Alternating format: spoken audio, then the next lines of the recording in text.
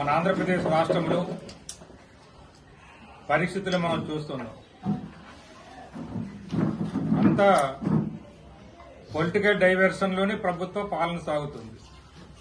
ఒక సమస్య వచ్చి ఆ సమస్య మీద ప్రజలు అడుగుతారనుకునేటప్పుడు మరొక సమస్య తీసుకొచ్చి ఆ సమస్య మీద స్పందిస్తుంటే ప్రతిపక్షాలు కానీ ప్రజలు కానీ ఇంకొక సమస్య తీసుకొచ్చి అవన్నీ కూడా మరి ఎక్కువ మీడియా వాలికే ఉంది కాబట్టి ప్రింట్ మీడియా, ఎలక్ట్రానిక్ మీడియా, ఆ మీడియా ద్వారా చూపించి ప్రతిదానికి జగన్మోహన్ రెడ్డి గారి మీద బురద చల్లడమే. ఇల్లు కట్టలేదంటే జగన్మోహన్ రెడ్డి గారు. మరి ఇప్పుడు ఎందుకున్నారు ఇక్కడ పరిపాలన తప్పుకోమని చెప్పండి. వరదలు వచ్చావంటే జగన్మోహన్ రెడ్డి గారికి కారణం. అక్కడెక్కడో బియ్యం దొంగ రవాణా జరుగుతుందంటే జగన్మోహన్ రెడ్డి గారి కారణం. కరెంటు రేట్లు పెరిగేవంటే జగన్మోహన్ రెడ్డి కారణం. అన్నిటికీ జగన్మోహన్ రెడ్డి అనేటప్పుడు జగన్మోహన్ రెడ్డి గారికి వదిలేండి, రాష్ట్రాన్ని పాలించుకుంటాడు.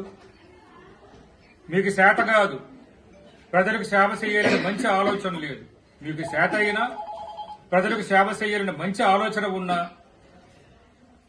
ప్రతిపక్షంలో ఉన్న పార్టీల గురించి మాట్లాడారు. మీరు మీ సత్తా ఏదో చూపిస్తారు పరిపాలనలో గాని ప్రజాసేవలో గాని.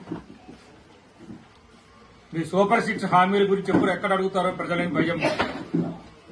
సూపర్ 6 హామీలే కాదు, 2014 నుంచి 2019 వరకు మీరు అధికారంలో ఉండేటప్పుడు ఎన్ని పథకాలు అయితే ఉన్నావో అన్ని కొనసాగిస్తామని చెప్పారు.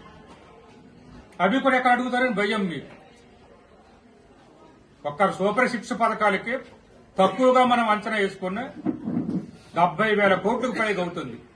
తక్కువగా వేసుకుంటే ఒక సూపర్ 6 పథకాలకి ఒక సంవత్సరానికి 70,000 కోట్లు అవుతుంది. ఇక మిగతా పథకాల గురించి చెప్పాలంటే అవి 1,00,000 కోట్లు అవుతాయి వాళ్ళ పథకాలన్నీ అమలు చేస్తే. అలా కాకుండా తప్పనిసరిగా అమలు చేయవలసిన పథకాలు చూసుకుంటే అవి 50,000 కోట్లు అవుతాయి. ఇవి 70,000 కోట్లు, అవి 50,000 కోట్లు వేసుకుని 1,20,000 కోట్లు అవుతుంది. ఇంత డబ్బును మీరు తేలేక ప్రజలకు ఇవ్వలేక ప్రతిదీ జగన్మోహన్ రెడ్డి గురించి బురద జల్లడం కార్యక్రమం పెట్టారు. జగన్మోహన్ రెడ్డికి ఏడు సంబంధం అనుకున్నాం. మీరు పరిపాలిస్తున్నారు, అది ఆలోచించాలి. ఇన్ని కోట్లు జగన్మోహన్ రెడ్డి ఇవ్వాలి, ఏది మామయ్య అని పేపర్లో రాయడము, వీళ్ళు రాయడం. ఆ డబ్బులు ఇస్తామంటే మీరే కదా ఎలక్షన్ కమిషన్ చెప్పి ఆఫ్ చేయించారు. డబ్బులు ఇవ్వబోతుంటే ఎలక్షన్ కమిషన్ చెప్పి ఆఫ్ చేయించింది మీరే కదా. మహిళలకు ఇచ్చే పథకాలు కానీ స్కూల్ పిల్లలకి ఇవ్వబోయే పథకాలు కానీ ఆఫ్ చేయించారు. అందుకు ఇవ్వలేదు, ఉండిపోయేవి. మీరు ఇవ్వాలి ఇప్పుడు. అది ఈరోజు చాలా స్కూల్లోని, నేను మొన్న ఒక స్కూల్లోని 300 మంది ఇంజనీరింగ్ స్టూడెంట్లకి హాల్ టికెట్ ఇవ్వమంటారు, ఇప్పుడు డబ్బులు కట్టలేదని. కాస్త కోస్తా కొంతమంది అప్పులు చేసి కడితే ఒక 30 మంది అసలు కట్టలేకపోయారు. ఆ 30 మంది మీద ఆ 30 మంది దగ్గర కాగితాలు తీసుకొని హాల్ టికెట్లు ఇచ్చారు. ఇంతకుముందు ఈ విధంగా ఉన్నదా? ప్రతి తల్లిదండ్రులు ఆలోచించాలి. మీ పిల్లలు ఎవరి పిల్లలు చదువుతున్నారో, స్కూల్లో కావచ్చు, కాలేజీలు కావచ్చు, ఇంజనీరింగ్ కావచ్చు, డాక్టర్ కావచ్చు, గతంలో ఎప్పుడైనా ఇలా ఉన్నదా? ఈ రోజు మీ పిల్లలు ఎంత ఇబ్బంది పడుతున్నారో మీరు ఆలోచించాలి.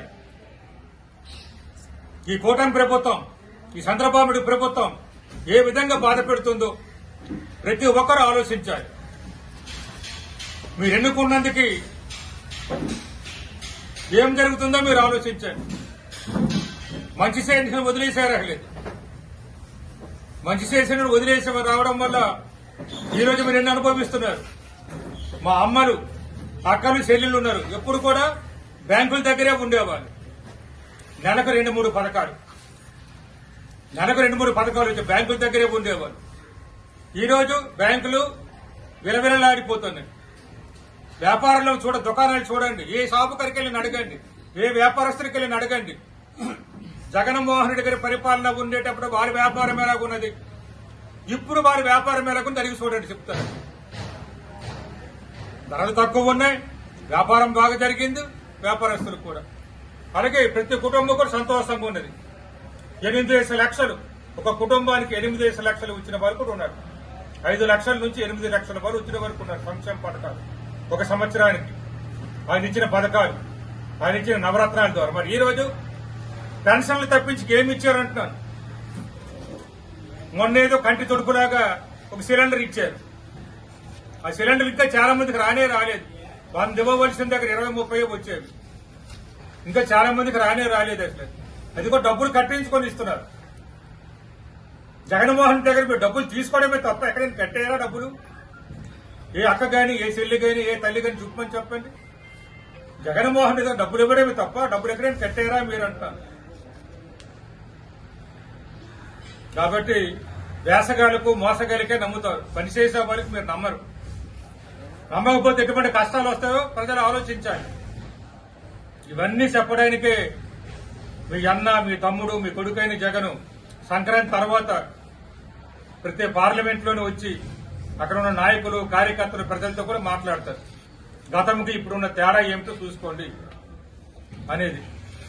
ప్రతి విషయంలో కూడట్లేదు. ధాన్యం కొనుగోలే తీసుకోండి. గతంలో ఎంత కొన్నాము, ఇప్పుడు ఎంత కొన్నాము చూసుకోమని చెప్పండి. అట్లేదు ధాన్యం కొనుగోలులో కూడా మీరు చూడండి ఒకసారి. అట్లేదు